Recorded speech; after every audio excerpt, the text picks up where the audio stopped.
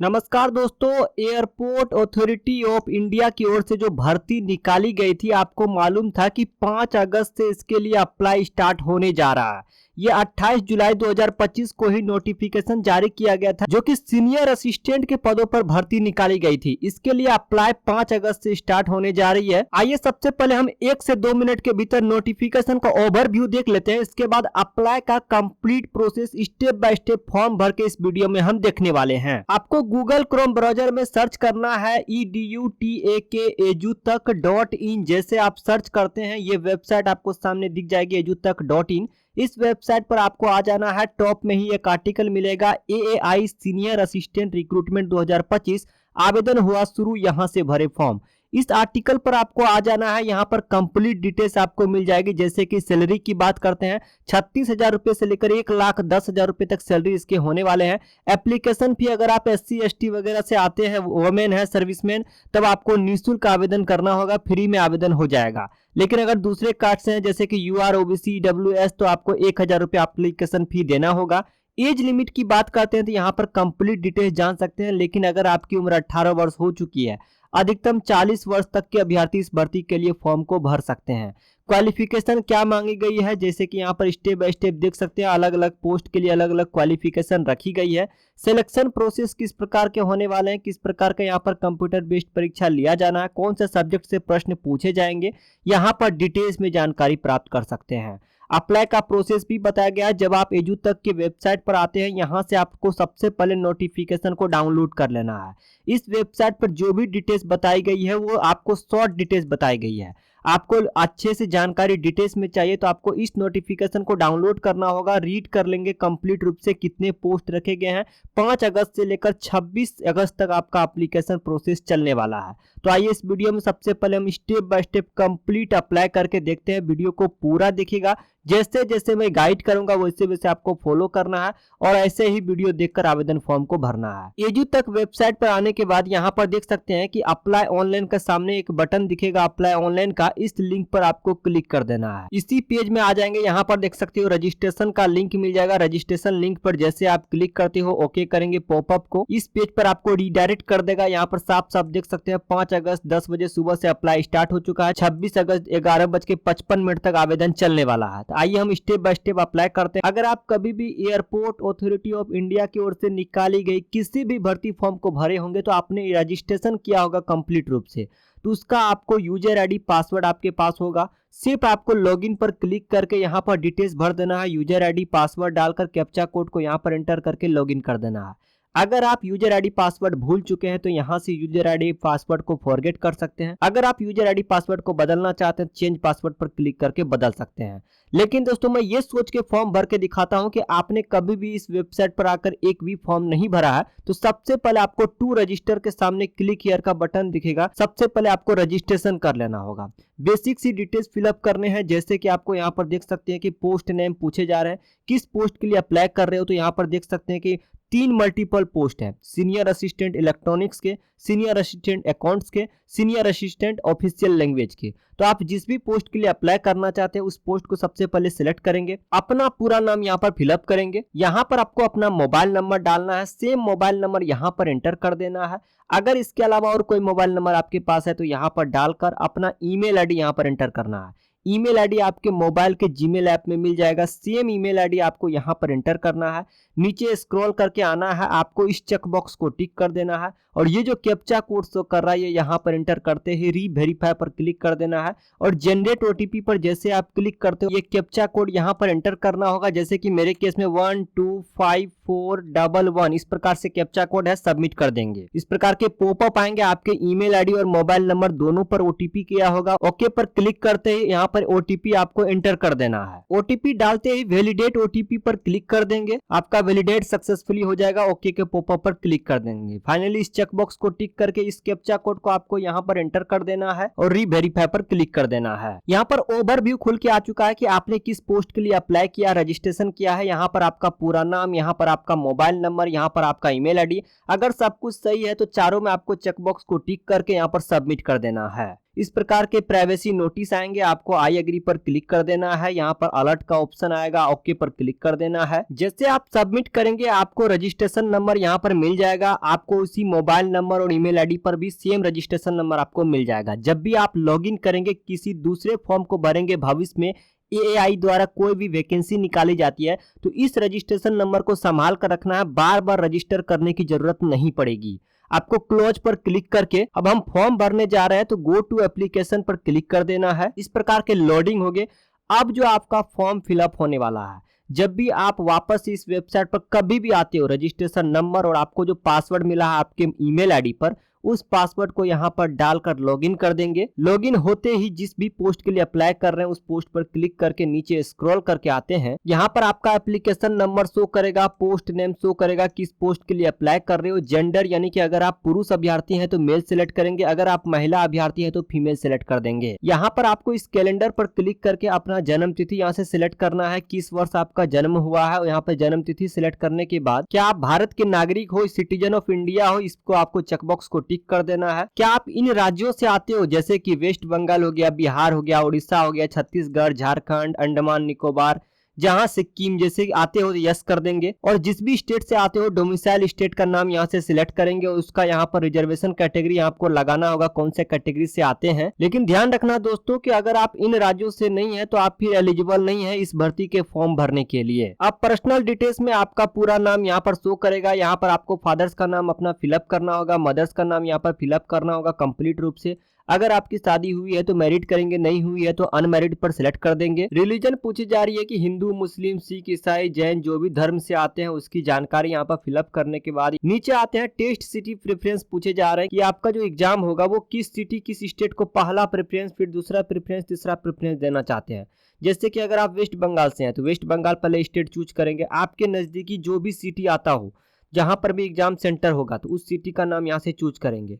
फिर स्टेट दूसरा, अगर आप अपने स्टेट में नहीं देना चाहते, दूसरा स्टेट जो होगा प्रेफरेंस वो चूज करेंगे, फिर उसका यहाँ पर सिटी चूज करेंगे। फिर तीसरा स्टेट जो भी होगा उसका यहाँ पर प्रेफरेंस चूज करेंगे। नीचे स्क्रॉल करके आते हैं। अगर आप दिव्यांग हैं, 40% कम से कम दिव्यांगता होनी चाहिए, अगर हाँ तो यस कर देंगे। फिर बाद में इसका सर्टिफिकेट मांगा जा सकता है। अगर दिव्यांग नहीं है तो नो पर क्लिक कर देंगे। अगर आप एक्स सर्विसमैन से आते हैं तो आपको यहाँ पर एक्स सर्विसमैन की जानकारी देंगे, यस आपने जो है कब ज्वाइनिंग किया था, डेट ऑफ सर्विस, ज्वाइनिंग का डेट यहाँ पर कैलेंडर पर क्लिक करके उसकी जानकारी देना है। फिर रिलीविंग डेट की जानकारी देना है। इस कैलेंडर पर क्लिक करके टोटल सर्विस पीरियड क्या रहा ऑटोमेटिक इस पर क्लिक करेंगे, आ जाएगा। अगर आप इनमें से कोई भी एक एम्प्लॉय रह चुके हैं तो यस की जानकारी देते हैं तो उसके बारे में पूछी जाएगी कि आप किस ऑर्गेनाइजेशन एम्प्लॉयर रह चुके हैं, इसकी जानकारी देंगे, उसका नाम भरेंगे और डेट ऑफ ज्वाइनिंग कैलेंडर पर क्लिक करके ज्वाइनिंग का डेट फिलअप करेंगे। अगर आप एम्प्लॉय नहीं रहे हैं तो नो पर क्लिक कर देंगे। क्या आप एआई के इंटरनल कैंडिडेट्स रह चुके हैं, अगर यस करते हैं तो उसकी जानकारी फिलअप करने होंगे। जैसे कि एआई में आपने काम कर चुका कभी तो एम्प्लॉय नंबर हो गया, ज्वाइनिंग डेट ऑफ सर्विस, उसकी जानकारी देंगे। इस पर जैसे आप क्लिक करते हैं टोटल सर्विस पीरियड ऑटोमेटिक आ जाएगा। लेकिन आपने अगर एआई के अंदर काम कभी भी नहीं किया, एम्प्लॉय नहीं रहे हैं तो नो पर क्लिक कर देंगे। नीचे स्क्रॉल करके आते हैं, क्या आपने अप्रेंटिसशिप की ट्रेनिंग लिया है एआई में, तो आपको यस पर क्लिक कर देना अगर लिया है तो, और अप्रेंटिसशिप नंबर यहाँ पर फिलअप करके आगे बढ़ना है। अगर आपने एआई से अप्रेंटिसशिप नहीं लिया है तो नो क्लिक कर देंगे, सेव एंड नेक्स्ट पर क्लिक कर देना है। इस प्रकार का डाटा सेव हो जाएगा, आपको ओके पर क्लिक कर देना है। 4 अलग अलग स्टेज में आपसे डिटेल्स पूछकर फॉर्म को कंप्लीट किया जाएगा। आपने अभी तक पर्सनल डिटेल्स की कंप्लीट डिटेल्स दी है, इसके बाद कम्युनिकेशन डिटेल्स देंगे, फिर क्वालिफिकेशन एंड एक्सपीरियंस की जानकारी भरेंगे, लास्ट में डॉक्यूमेंट एंड पेमेंट करेंगे। एड्रेस आपको कंप्लीट रूप से एड्रेस 1 एड्रेस 2 में फिलअप करना है। किस कंट्री से आते हैं, इंडिया से हैं, किस राज्य से, अपना राज्य का नाम यहाँ से सिलेक्ट करेंगे। किस सिटी से आते हैं, अपने जिला का नाम यहाँ पर फिलअप करेंगे, अपने एरिया का पिन कोड यहाँ पर एंटर कर देंगे। और अगर आपका परमानेंट एड्रेस और कोरोस्पोंडेंट एड्रेस दोनों अगर सेम है तो यस पर टिक कर देंगे। अभी आप जहाँ फिलहाल रह रहे हो उसे हम कहते हैं कोरोस्पोंडेंट एड्रेस, जिसे हम कहेंगे प्रेजेंट एड्रेस। लेकिन एक होता है परमानेंट एड्रेस, यानी कि जो आपके आधार कार्ड पर मेंशन है, जो कभी भी आपका वो एड्रेस बदलने वाला नहीं है, उसे परमानेंट एड्रेस कहते हैं। दोनों एड्रेस अगर अलग अलग है तो आपको नो पर क्लिक कर देना है। यहाँ पर परमानेंट एड्रेस कंप्लीट रूप से फिलअप करना है। अगर दोनों एड्रेस सेम है, जो भी कोरेस्पोंडेंस एड्रेस है वो यहाँ पर फिलअप करेंगे, इस यस पर क्लिक कर देंगे, ऑटोमेटिक इधर पेस्ट हो जाएगा। एड्रेस देने के बाद आपको सेव एंड नेक्स्ट पर क्लिक कर देना है। अब तीसरे स्टेज में क्वालिफिकेशन एंड एक्सपीरियंस की डिटेल्स पूछी जा रही है कि आपने जो 10th पास किया है। देखो दोस्तों, जहां जहां स्टार लगा हुआ वो मैंडेटरी है फिलअप करना, उसे आपको छोड़ना नहीं है, वरना फॉर्म आगे बढ़ेगा ही नहीं। आपको यहाँ पर भरना है किस बोर्ड से आपने 10th पास किया, जैसे कि बीएससीबी से पास किया है, यूपी बोर्ड से पास किया, जिस भी बोर्ड से आपने पास किया, किस डेट को आपने पास किया, किस साल। यहाँ पर कैलेंडर के माध्यम से जानकारी फिलअप करेंगे, स्कूल का नाम यहाँ पर फिलअप करेंगे, किस स्कूल से आपने मैट्रिक पास किया, सब्जेक्ट आपका कौन सा रहा था। अगर आपने सीबीएसई बोर्ड से पास किया होगा तो यहाँ पर सीजीपीए में जानकारी आपको देना होगा। तो सीजीपीए में जानकारी देने के बाद जैसे कि टोटल सीजीपीए कितना था, उसमें से कितना सीजीपीए आया, इस पर जैसे आप क्लिक कर देते हो ऑटोमेटिक सीजीपीए का परसेंटेज शो कर देगा। अगर आप स्टेट बोर्ड से 10th क्लास पास किए होंगे तो आपको परसेंटेज चूज करना है और आपके एग्जाम में कितने नंबर थे उसमें से आपने कितना नंबर लाया था, तो यहाँ पर मार्क ऑपोनेंट में जानकारी देंगे। और जैसे आप परसेंटेज ऑफ मार्क्स पर क्लिक करते हैं ऑटोमेटिक यहाँ पर परसेंटेज शो करने लगेगा। अब रही बात एसेंशियल क्वालिफिकेशन की, एसेंशियल क्वालिफिकेशन पढ़ना क्यों जरूरी है दोस्तों, जैसे कि आप इसके नोटिफिकेशन में पढ़ेंगे तो कौन सी क्वालिफिकेशन मांगे गए हैं, वो क्वालिफिकेशन आपको यहाँ पर जानकारी भरने, जैसे डिप्लोमा मांगे गए हैं इस पोस्ट के लिए, तो डिप्लोमा हमने सिलेक्ट किया। हालांकि 3 अलग अलग पोस्ट है, तो आप उसमें देख लो किस पोस्ट के लिए आप अप्लाई कर रहे हो, उसके क्वालिफिकेशन अलग मांगे जा सकते हैं। एसेंशियल क्वालिफिकेशन किस यूनिवर्सिटी इंस्टीट्यूट से आपने इस डिग्री को लिया है उसकी जानकारी यहाँ पर फिलअप करना है। इसके बाद यहाँ पर स्पेशलाइजेशन की जानकारी भरना है, किसमें स्पेशलाइजेशन आपका है, किस ईयर आपने पास किया है, कैलेंडर पर क्लिक करके चूज करेंगे। रिजल्ट का स्टेटस क्या रहा है, जैसे कि आपने पास कर लिया, आप फेल हो चुके हैं, अपीयरिंग ही है, टोटल कितने परसेंट आपके मार्क्स रहे थे, या सीजीपीए में जानकारी देना है, उसमें मैक्सिमम मार्क्स कितने थे, उसमें से कितने नंबर आए, उसकी जानकारी फिलअप करने के बाद क्या आपको किसी भी वर्क का एक्सपीरियंस है, अगर हाँ यस पर क्लिक करते हैं, अगर नहीं है तो नो पर क्लिक कर देंगे। लेकिन दोस्तों जब आप नोटिफिकेशन को पढ़ेंगे तो वहां पर एक्सपीरियंस मांगा गया, ध्यान रखना है। अगर आप नो पर क्लिक कर देते हैं तो यहाँ पर पॉपअप आ जाएगा, you are not eligible to apply. इसीलिए आपको वर्क का एक्सपीरियंस आपके पास होनी चाहिए। साथ ही आपको ऑर्गेनाइजेशन का नाम देना है, किस ऑर्गेनाइजेशन में आपको एक्सपीरियंस है, टाइप ऑफ ऑर्गेनाइजेशन, जैसे कि प्राइवेट सेक्टर था, गवर्नमेंट सेक्टर था, अदर था। इसके बाद जानकारी देना है कि सर्विस का डेट क्या था, इसके बाद वर्क एंड डेट क्या था, कब से कब तक आपने वर्क किया था, पे स्केल, सैलरी उसमें कितने मिल रहे थे आपको, सर्विस का समय यानी कितने सालों तक आपने काम किया था। ये सारी जानकारी फिलअप करने के बाद सेव एंड नेक्स्ट कर देंगे। अब चौथे स्टेज में दोस्तों आपको डॉक्यूमेंट को यहाँ से अपलोड करना होगा और पेमेंट करना होगा, जो कि फाइनल सबमिट तक आपको मैं यहाँ पर बता चुका हूँ। यहाँ पर डॉक्यूमेंट जो मांगे गए हैं, सबसे पहले आपको पासपोर्ट साइज का फोटो देना होगा, अपना एक सिग्नेचर को यहाँ से स्कैन करके अपलोड करना होगा। 10th क्लास की जानकारी आपने दिया था तो 10th क्लास का मार्कशीट भी देना होगा। एसेंशियल क्वालिफिकेशन जो पूछा गया था पोस्ट वाइज, जैसे कि हमने डिप्लोमा दिया तो डिप्लोमा का सर्टिफिकेट यहाँ से अपलोड करना होगा। एडिशनल कोई सर्टिफिकेट आपके पास है क्वालिफिकेशन की तो वो देना होगा यहाँ से अपलोड करके। आपने जो स्टेट चूज किया था कि हम इस स्टेट से हैं तो उसका डोमिसाइल सर्टिफिकेट यहाँ से आपको अपलोड करना होगा और एक्सपीरियंस सर्टिफिकेट यहाँ से अपलोड करना होगा। सबका साइज अलग अलग है, जैसे आप क्लिक हियर पर अपलोड पर क्लिक करते हैं तो इसका साइज देख सकते हो कि 100 KB से लेकर 200 KB मांगे गए हैं। फिर इस पर क्लिक करते हो तो इसका साइज अलग मांगे गए हैं। तो ये साइज कैसे बनाएंगे, आपको गूगल क्रोम ब्राउजर में आना है, वहां पर लिखना है इमेज रीसाइजर। यहाँ पर देख सकते हो बहुत सारे वेबसाइट आपको मिल जाएगी। इमेज रीसाइजर जो वेबसाइट है यहाँ पर होगा क्या, जैसे कि आप अपना पासपोर्ट साइज का फोटो, सिग्नेचर हो गया, ठीक है, या इमेज क्या कर सकते हो, इंक्रीजर, रिड्यूसर, इस प्रकार से लिख सकते हो। जितने केबी का चाहिए इस वेबसाइट पर अपना वो फोटो अपलोड करो, सिग्नेचर का फोटो अपलोड करो। जैसे कहीं 80 KB मांगा जा रहा है और आपका वहां पर 100 KB है तो इमेज रिड्यूसर लिख लो। बहुत सारे वेबसाइट आपको मिल जाएंगे इमेज रिड्यूसर। 100 KB का फोटो है तो घटा सकते हो, 80 KB का यहाँ से डाउनलोड कर सकते हो। अगर आपका फोटो का साइज 50 KB है लेकिन आपको यहाँ पर 80 KB मांगा जा रहा है, जैसे सिग्नेचर का फोटो हो गया या सर्टिफिकेट का फोटो हो गया या पासपोर्ट साइज का फोटो हो गया, तो उसको आपको बढ़ाना है तो आपको इमेज रिड्यूसर नहीं, इमेज इंक्रीजर, इस प्रकार से इंक्रीज साइज इस प्रकार से लिख सकते हो। मल्टीपल वेबसाइट आपको मिल जाएंगे, किसी भी वेबसाइट पर जाकर वहां पर अपना फोटो, सिग्नेचर, सर्टिफिकेट को अपलोड करोगे और वापस से डाउनलोड करना है। डाउनलोड करते ही जितने केबी का आपको चाहिए उतने केबी में डाउनलोड कर सकते हैं। और जैसे दोस्तों सारे डॉक्यूमेंट को यहाँ से अपलोड कर देंगे, जितने भी साइज के मांगे जा रहे हैं उस साइज को आप बनाकर यहाँ पर अपलोड करते हैं। सबके सामने एक व्यू का बटन दिखेगा, व्यू पर क्लिक करके सभी इमेज को एक बार जरूर देख लीजिएगा, तभी आगे जाके सबमिट होगा। यहाँ पर देख सकते हो कि आपका नाम यहाँ लिखा रहेगा, यहाँ पर आपका कितना पेमेंट लग रहा है वो लिखा रहेगा।